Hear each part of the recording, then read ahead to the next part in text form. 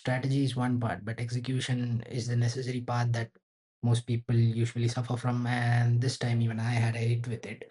So let's get into the trades. I'll show you guys my trades, what are my profits and what are my losses in terms of the trades. And let me go through where I actually lost it and where I actually made.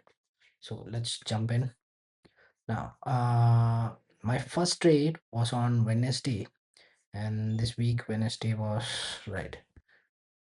So I took my first trade on Wednesday, that is 11th of February.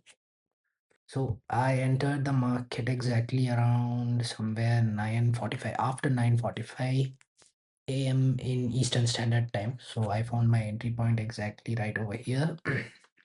Entered the market, and it was a clean TP because I followed my model, I followed my strategy. I knew where the magnets, or some people would say liquidity points, are. So I got an easy glimpse. It was an easy trade, easy setup.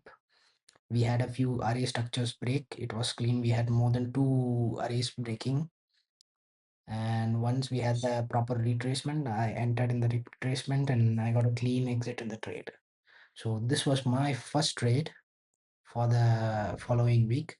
The second trade is where I had issues with.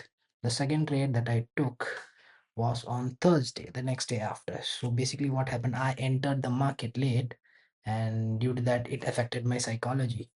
So once I sat down and started analyzing the market, it was already somewhere around way past 9:45. And before I could realize it, the market had moved. It had already filled the day's ORG gap. If you guys are familiar with gaps, people who know these concepts. So it filled the ORG gaps, and I was waiting for the next continuation. And as I waited around, it took the quite a retracement and it gave a movement down. I should have entered in the top, but I lost my concentration there due to entering late and analyzing. So my psychology was fucked basically.